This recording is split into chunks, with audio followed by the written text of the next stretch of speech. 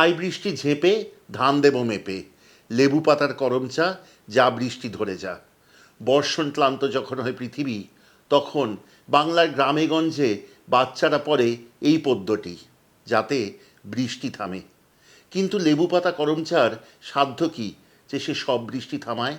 বনে নয়, যে বৃষ্টি ঝড়ে মনের গভীরে, লেবু পাতা করমচা কবেই বা তার হদিশ পেয়েছে। আমার বাবারা ছিল 7 ভাই 1 বোন। ছোটবেলা থেকে খুব মজা করে বরাবর বলতাম 7 ভাই চম্পা।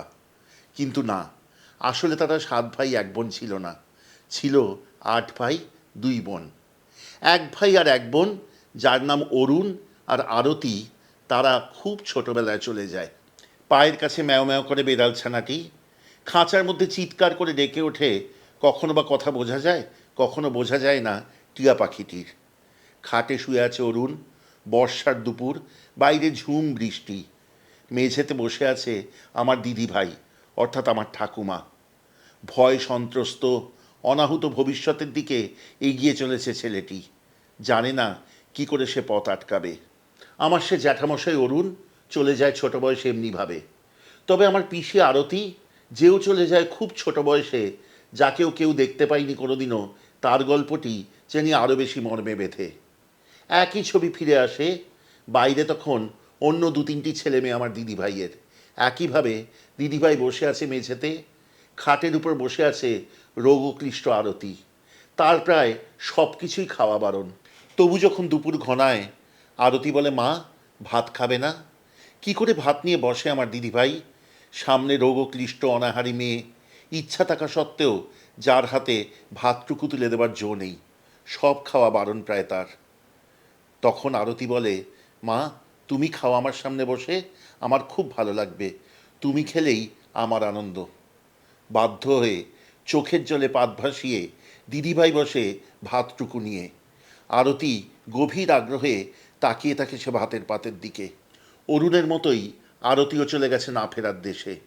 সাথে নিয়ে গেছে কত ভালোবাসা, স্নেহ, মায়া, মমতার গল্প, কত আশা আকাঙ্ক্ষা, কত স্বপ্ন, যার অপমৃত্যু হয়েছে তাদের সাথেই। তবু কিছু জিনিস মরেও বেঁচে থাকে। মানুষের মনের পথ বড় বিচিত্র। কে কবে কোথায় বা তার হদিশ পেয়েছে। দিদিভাইয়ের পাত থেকে যেমন তারপর থেকেই বাদ গিয়েছিল বেশ কিছু রান্না, তেমনই এরপর দিদিভাই বাদ বাকি জীবন কোনোদিনও ধারে কাছে আসেনি বেড়ালের অথবা টিয়া পাখির। আমাদেরকেও বলতো, যাই করিস ওই 2টি জিনিস কোনোদিনও পুষিস না। শেষ করবে এবার যেখান থেকে শুরু করেছিলাম, সেখানে ফিরে গিয়ে। আয় বৃষ্টি ঝেঁপে ধান দেব মেপে, লেবুর পাতা করমচা যা বৃষ্টি ধরে যা। ওই যে বলি, মনের যেখানে বর্ষণ হয়, যে বর্ষণ বনে নয়, তার ধারা কবেই বা লেবু পাতা আর করমচা আটকাতে পেরেছে। আমার দিদিভাই একটি রান্না করতো যা আমি আগে কোথাও কখনো শুনিনি, করমচা দিয়ে ইলিশ মাছ। কিন্তু পরে একটি অনেক পুরনো বইয়ে এর প্রকারভেদ দেখেছি। সেখানে একটু অন্যান্য উপকরণ আছে সাথে। সবকটি যে আমার ভালো লেগেছে তা নয়, তবু দিদিভাইয়ের রান্নাটি আজকে করব, সাথে যোগ করব একটি কি 2টি অন্য উপকরণ। আজকে শিখব করমচা ইলিশ, আমার দিদিভাই কমলা সুন্দরী দেবীর রান্না। চলুন শিখি।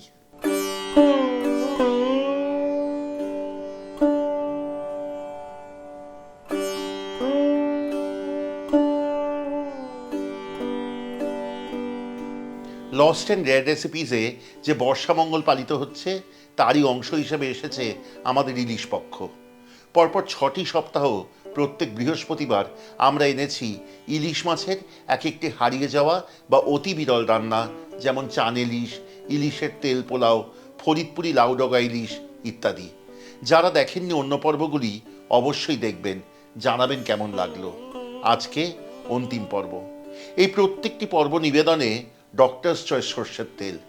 ডক্টরস চয়েস আর ইলিশ, বর্ষার সেরা জুটি। মনের মতো ঝাঁজ, মনের মতো স্বাদ। সেই মনের মতো ঝাঁজ আর স্বাদ নিয়েই আজকের পর্বটি। এই রান্নাটি কিন্তু কাঁচা ইলিশের রান্না, অর্থাৎ ইলিশ মাছ আগে ভেজে তুলব না। প্রথমেই কড়াই চাপিয়ে ঢেলে দিন বেশ খানিকটা ডক্টরস চয়েস সর্ষের তেল।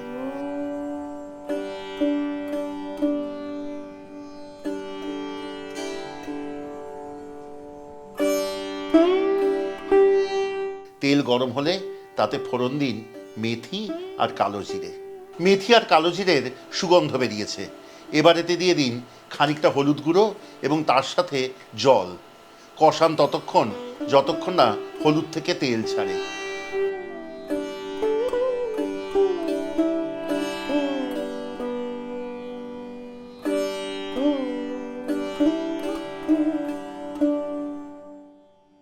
হলুদ থেকে তেল ছেড়েছে এবং মেথি আর কালো জিরের সুগন্ধে ঘর ভরে গিয়েছে।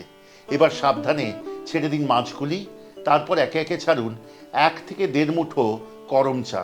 করম চা কিন্তু আধখানা করে কেটে নেবেন এবং ভেতর থেকে বীজটি বের করে নেবেন। তার সাথে দিন নিজের স্বাদ অনুযায়ী মাথা চেরা কাঁচা লঙ্কা ও নুন।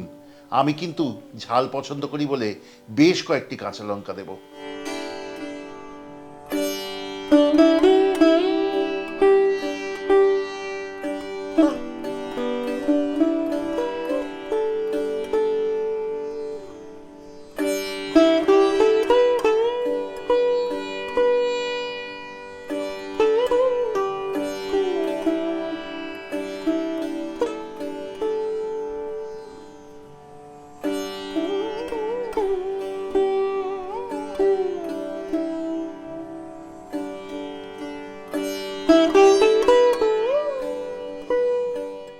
করম চা, কাঁচা লঙ্কা আর নুন যোগ করবার পর রান্নাটি হতে দিন পরবর্তী 3-4 মিনিট।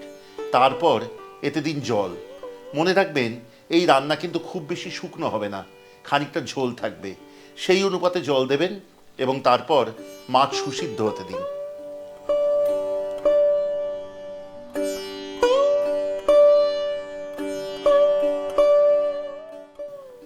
রান্নাটি যখন ভালো মতো ফুটতে আরম্ভ করবে তখন তাতে যোগ করুন 2 টেবিল চামচ পরিমাণ কালো সর্ষে বাটা।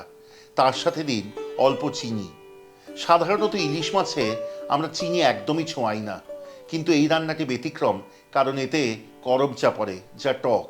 তাই জন্য রান্নাটিতে সমতা আনার জন্য চিনির প্রয়োজন।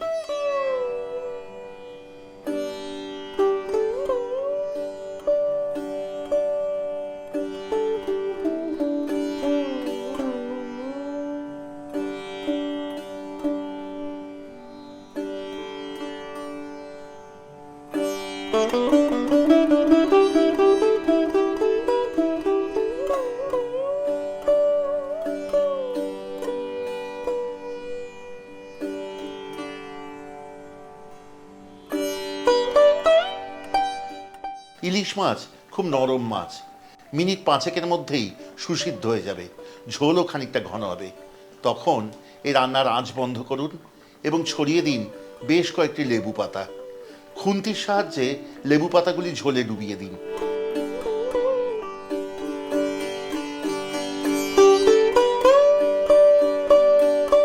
তারপর ওপর থেকে ছড়িয়ে দিন একটু গন্ধরাজ লেবুর রস আর রান্নাটিকে ঢাকা দিন। মিনিট 5 ঢাকা থাকবে। তারপর ঢাকা খুলে ওপর থেকে ছড়ান কাঁচা সর্ষের তেল। এই রান্না পরিবেশন করবেন গরম ভাতের সাথে।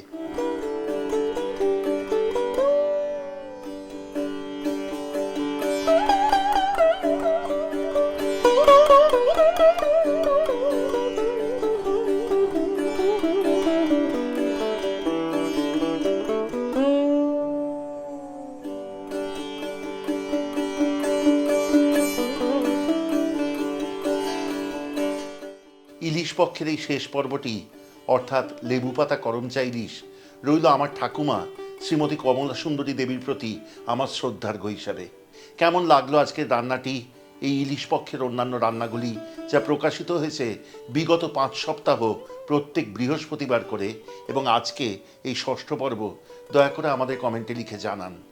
ভালো লাগলে সাবস্ক্রাইব করুন, শেয়ার করুন, এবং যদি মনে করেন আমাদের চ্যানেলের সব রান্নার নোটিফিকেশন পৌঁছবে প্রথম আপনার কাছে, তাহলে বেল আইকনটি টিপে দিতে ভুলবেন না। আর হ্যাঁ, যদি আমাদের যোগাযোগ করতে চান 6291834357 এই নম্বরে যোগাযোগ করুন হোয়াটসঅ্যাপ বা ফোন কলের মাধ্যমে। আজকের পর্বটি স্বাভাবিকভাবেই আমার খুব মনের কাছে হয়ে থাকবে।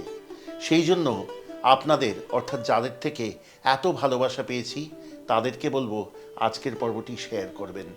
এইটুকু থাক। এবার ওপরে কাঁচা তেল ছড়িয়ে দেবার পালা। তারপর এই রান্না পরিবেশন করুন গরম ভাতের সাথে।